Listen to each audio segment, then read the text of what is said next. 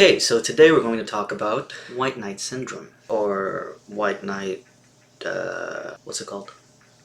Complex, white knight complex, hero complex, rescuer personality, whatever you really want to call it. Growing up, I realized pretty fast how I tended to fall for girls who, in that very moment, were in distress, having some life issue, or they have family issues. They, grew up with something going on and they weren't really in a good place. Or maybe they just got out of a breakup. Basically, they were in distress. Vulnerable, could use, or it seemed like they could use someone who could swoop in and save them. At first, I don't think I was really aware of that, but with time, I did come to realize that every time I started to have feelings for a girl, it was typically, we'd be friends for a long time maybe, or I'd know them for some time, but it only really like that moment of like, oh, maybe I feel something here would happen when they were going through it. And maybe they came to me for help, maybe not, but that's how it always began. At first, it was no big deal. It was just kind of funny to me, and it was just like, oh, I noticed this pattern, and I thought that it made sense for some reason. Like, that's the normal thing for you to do, is to fall for people that you want to save or want to help, and like that's what it means to fall in love. But with age, now that I am 24 and currently not feeling anything for anyone, which I feel is due to being more secure with myself or focusing more on working on myself and my issues, and I think that's linked to the whole white knight syndrome as well, which I'll get to. But now that I'm in this space, I actually realize how much it's a problem and the dangers of it. And it also made me like look more into it and try to find out, why am I like this? Why do I only fall for people who are in need of help? So yeah, basically, like, signs of being a white knight, there's a few, but the ones that I'm going to talk about because I related to them, and I think most people who suffer with this would relate to them, would be attaching your self-worth to your ability to fix someone or save them. Save. And then like just being attracted to vulnerable, overly needy people in that moment. I'm not trying to insult any of the people I used to have feelings for, but whatever, you get what I mean. That in that point, they're vulnerable, they're needy, vulnerable. And what's the other one? Dude, basically you're always just trying to save people, and this can occur in friendships as well, but most of the time it is romantic relationships, and in my experience it's just been romantic relationships. I never really befriend people or feel with my friendships that I have to save anyone. Sure, I do, when my friends come to me for advice, I do try to just fix the problem instead of just listening to them, but that's a whole other issue. But I feel like it mainly happens in relationships. People typically think that this is guys who have this problem because of the whole idea of like a white knight in shining armor and then the damsel in distress, but actually girls and women are also at risk for this because they're typically the emotional caregiver, especially if you've got the guy in heteronormative society kind of thing. If the guy especially has like toxic masculinity, then she's the one who's kind of trying to, be there to deal with the tantrums and the emotional breakdowns or whatever. But the point is, it affects everyone. It affects anyone, not a specific gender, and it can affect all relationships. Now, in this video, I'm going to talk about more of like the main dangers I've realized with having this kind of personality or this mindset, and then what is really needed for you to get out of it. I'm not really going to talk about the causes here. I might do a separate video for that, just out of whoever's interested in that,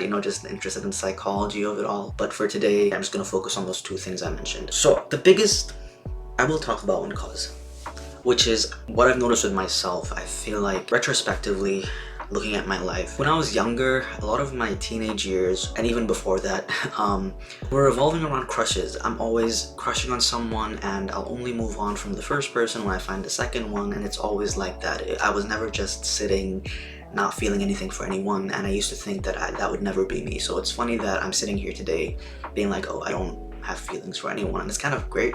I don't want to at this time, but that was my thing. And looking back, I feel like the reason I was in this state of like serial crushing on people or whatever you want to call it is because I was escaping from myself. I didn't want to deal, even if I didn't know it, like subconsciously, something was wrong internally, but I didn't want to address it. I didn't want to deal with it, face it, and so I was just looking outwards and obsessing about someone else and trying to live my whole life based around them. And that tended to be anytime I loved someone or was with someone, that's how I was. My whole world revolved around them, and I thought that was so romantic.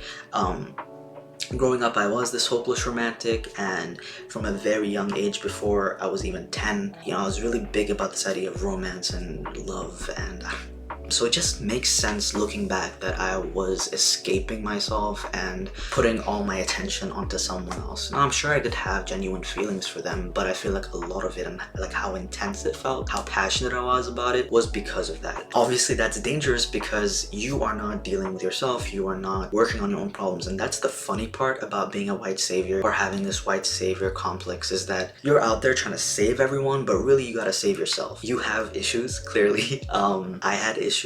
I'm still working on them. In fact, that's the reason that I got this idea to do this video, is because I noticed that I still have that mindset sometimes. It just happens naturally, and I kind of have to be aware of it and put it on pause and be like, okay, calm down. You've already had an experience with a relationship with someone who maybe is vulnerable at the time that you met them, and that's not gonna go down well. But that's the thing, like, you have an issue and you have to work on yourself first. The second danger that I've realized when thinking about this, which I think is the most important one, is that you're actually probably setting yourself up to be in an unhealthy, toxic, possibly abusive relationship. Why?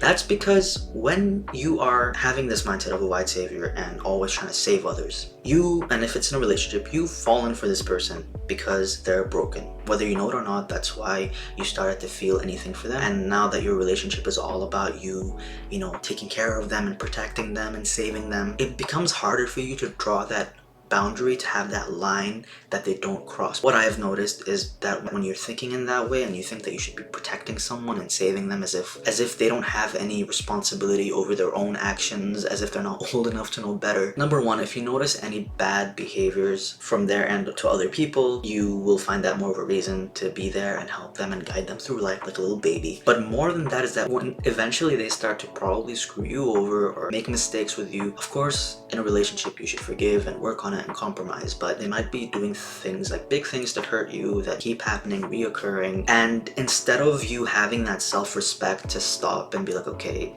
reassessing, do I really want to be in this relationship, it further just like emphasizes how broken they are to you and how much you need to stay there and help them realize how to be a better person or how to wrong their ways. And it's the whole thing of like, I can save them, I can fix them, and because of that, you're gonna keep forgiving things over and over again. They're gonna keep screwing you over and over again. And yeah, then you're stuck in this unhealthy, toxic relationship, which is not worth it. Even if it maybe is obvious to other people, that was a huge realization for me because it made a lot of sense. And personally, I don't know about you, but I don't want to end up in any more unhealthy relationships. And again, this is not only the fault of the other person. This is my fault too. This is your fault too, because you are broken yourself. And that's why you're out there trying to save people.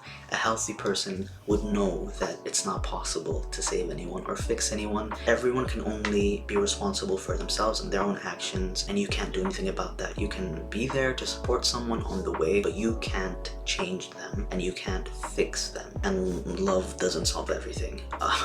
And ultimately that brings us to, how do you solve it? How do you stop being this white savior? Well, of course, as any problem, you have to realize and identify that there's a problem in the first place. You have to reflect on the relationships that you have, and friendships as well, if that applies to you, and see how those dynamics are, and see, like, have I had the best relationships with people? Have I had the most healthy relationships? How do those usually play out? Do I disrespect myself and stay way longer than I should? Am I, excusing behavior that I wouldn't let my friends excuse of their own significant other? Am I being treated right? You know what I mean? And once you realize the things that you've let yourself endure because you're just trying to stay there for someone and, I don't know, stick to your word that you're never gonna leave them, because that's usually what we say when when we're in love. Once you realize that there's a limit, as long as the person's respecting you, stay for them as long as you want. Stay by their side forever. But if they don't respect you, if they keep hurting you, there's not really compromise, and really it's more one-sided. One person is more forgiving or whatever it is. Like, once you realize that that's